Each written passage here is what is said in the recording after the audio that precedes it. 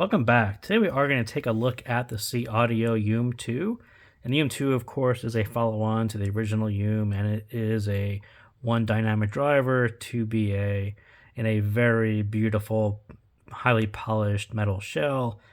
Extremely beautiful. I'm kind of afraid to touch it before we get a close-up look at it, so we should probably do that right now so we don't have a smudgy looking shell. So you can kind of see maybe some micro scratches on there. Maybe that's just some dirt. I'm not really sure. But it is a super polished, super nice looking shell. I have to admit they did a pretty amazing job on this one. And the inset is actually an inset. And it's got some like a goldish tint to it. So super beautiful shells. They aren't weighty. The back of it, I think, actually does say SeeAudio Yume II.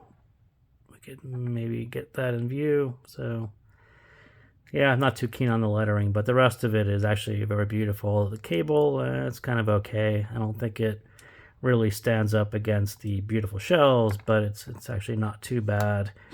So the case or the box, get the girl on the front.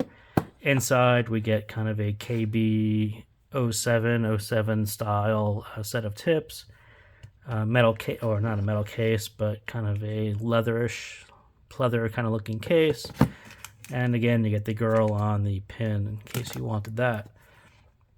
So before we begin, I think we should, probably talk about what happened with Yume II. It's kind of a victim of circumstance, right? It's in 2022, a $200 hybrid, sort of struggles to get attention, and that's exactly what happened to Yume II. In a year where there were so many great one dynamic drivers and planars, a $200 hybrid, and there really weren't a whole lot of hybrids this year, it really struggled to get any attention. And that's not to say that it's bad anyway. In fact, if you kind of look quickly through my sheet, it's actually a pretty amazing set. And any other year, I think this would have been an amazing set. But in 2022, it's just the fact of life that, hybrids weren't all that popular, no matter how good they were.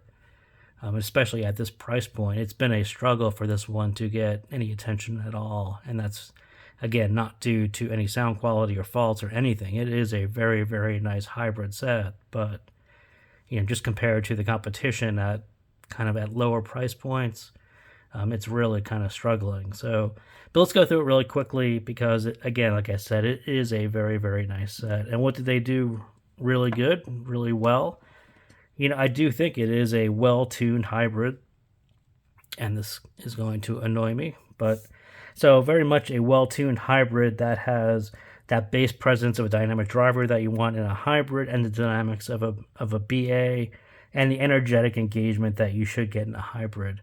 Overall, I think the tuning is pretty spectacular. I think they did a really, really good job of what they had. One dynamic driver and two BAs tuned very, very well. And especially for those of you who are into the predisposed for hybrid sounds, that crisp, clear hybrid sound, this one does it kind of spot on. It's just right there. And again, it's another one of those well done, engaging stages. Quite big, quite tall, very wide, goes around your ears. Very, very nice experience. And you notice it right away. Right into your first track, you'll sort of notice that this is a very, very well done stage presentation. Tuning, drivers, experience, all those things really do add up to a $200 set. In a year where there weren't that many $200 hybrids, like I said, just very difficult to put out a hybrid at that price point in this year. And I think they did all they could to hit the marks, and I think they did, but yeah, it's just been kind of a real struggle for hybrids to really hit that price point in the market today.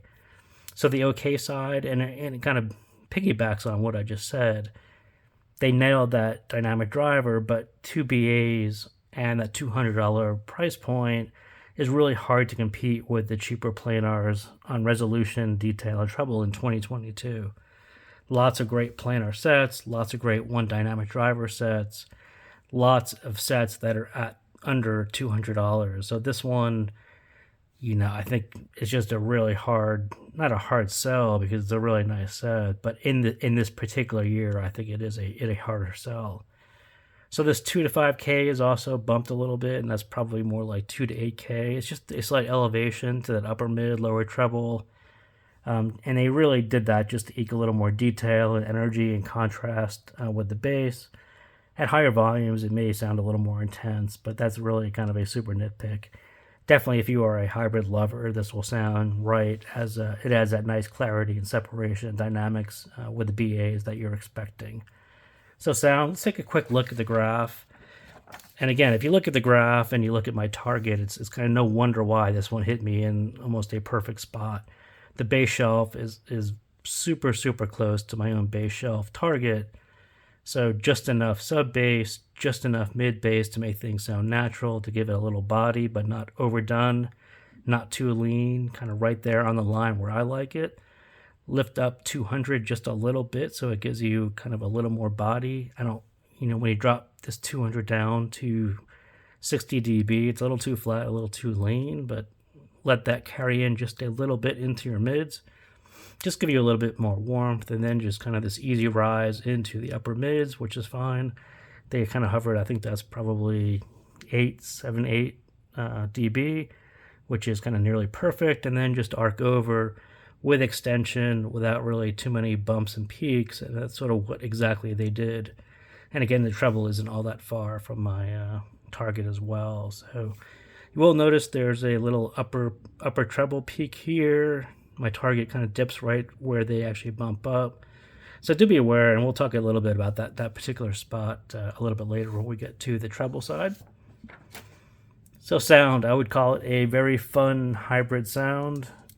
Still sounds refined and definitely in control. I think as this cable is actually going to annoy me quite a bit, so maybe we'll just pull this off. Like I said, cable kind of doesn't really jive with the rest of the set, but we'll kind of give you another close-up look at what's going on here, so quite nice. So very fun hybrid sound, still sounds refined and in control. Kind of a mini V, it's kind of slightly bumped at both ends, slightly boosted at both ends. It kind of gives you that more fun and more engaging sound. Definitely a good lesson in how to add just a little bit of boost to give you a little more body and clarity without fatigue. And I think the tuning is kind of spot on, and it does exactly that. So balanced, but it still leans a little bit bright. If you're a little sensitive to, and like I said, it's not really 2 to 5, but this whole block right here, I think is, they bumped it just slightly just to make sure it rides above this and gives you all that clarity and detail that you can get out of 2 BAs. I think that's exactly what they did. So the bass, like I said on the graph, it's very spot on for me. It's kind of almost perfect bass shelf for me, and you'll appreciate the balance with the upper mids because it's just enough bass to give you that body right under your mids and contrast with the upper mids when they boost it a little bit, and it really gives you that ability to move through many genres with ease, so you don't have to worry about if something is too lean for R&B or too heavy for jazz. That line gives you that sort of latitude to move across lots of genres all at once with the same set. Nice quality dynamic driver though. I have to admit they did a really good job on picking a dynamic driver for this guy. Nice control, nice definition, just what you want sitting next to sharper BAs. I think they actually put a whole lot of thought into what dynamic driver they were going to put into this one, and maybe it was the same one as the original, since the original was actually highly reviewed as well. But yeah, I think it's just a very good choice. Impactful, but not interfering at all. The dynamic driver can do big bass, but it's really those delicate low notes in tracks like Enya's Orinoco Flow or Richter's Vivaldi Winter One. If you're a what's the Netflix, not Top Shelf, but the Chef Show, Chef's Table. I think that's it. That's the kind of the theme song from that one. But more importantly, I think lots of sets can do pretty good bass. Lots of sets can do bass with texture. And this one is really more interesting how seamless and perfectly it is in place with the mids. A $200, $200 set with a dynamic driver and a hybrid doing the small things. That's what really matters. Lots of sets can do big bass. Lots of sets can do lean bass.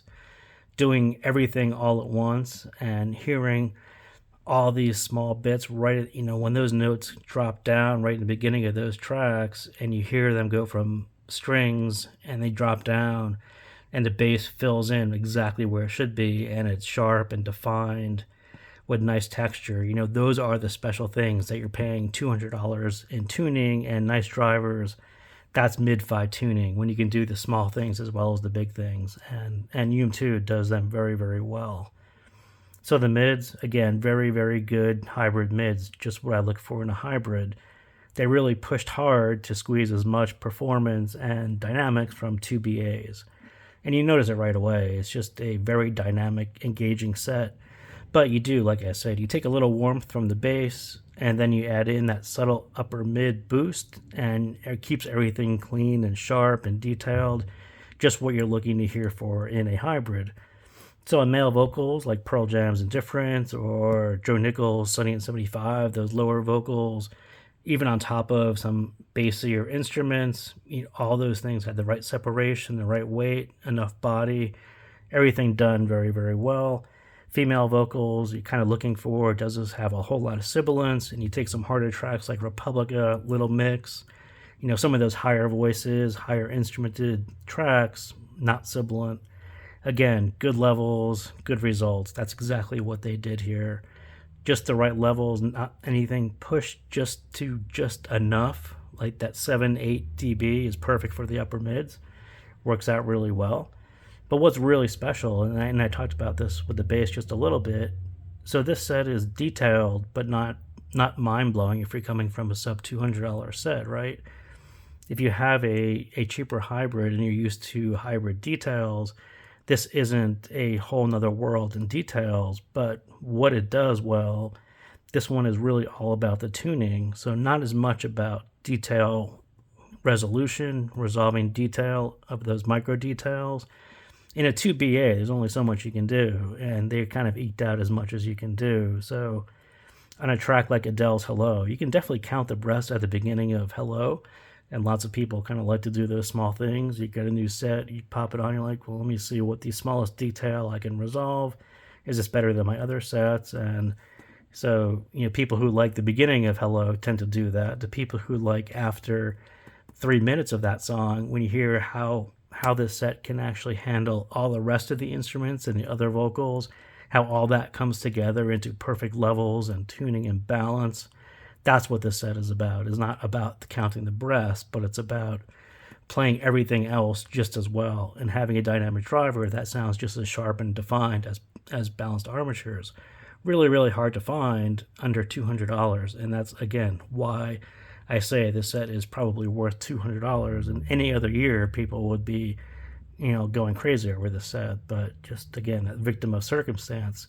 They did a really, really good job on this one, but bad year to do it. So treble, slight bump at both ends, like I said. Just give it that BA sound, details as much as you can, but really balance out the lower treble with the upper treble together so there's enough air. You can hear the air above the upper mids. All that is handled really well, tuned very well, and it also handles more genres that way. I think that's all really successful on this set. And if you're sensitive to that bump in the upper treble, like I said, you definitely notice a little extraness there.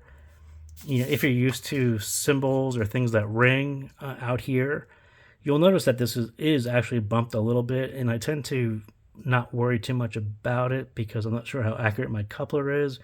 But when you see any kind of bump out there, I tend to listen for it, and what it really sounds like is just instrument. You're hearing some really higher instruments where you couldn't necessarily hear them at that level before. It's not like it didn't exist before, but it tends to be at a lower level, and it's kind of way out there.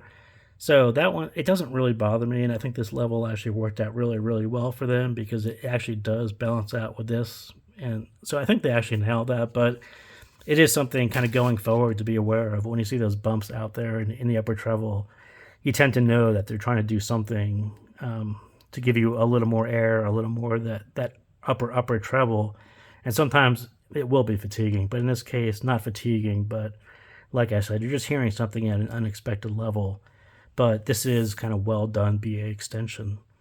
So stage, as I mentioned really early, it's done very, very well. Nice projection where you rarely notice instruments at your ears. Everything is always kind of in a projection in front of you or behind you or to the side of you, kind of off your ears. Plenty of height that's noticeable right away, like I said. When the upper mids kick in, it can be a little more intimate, especially if you have a little more volume, but generally the depth is as nice and it goes behind your ears and everything kind of works out well.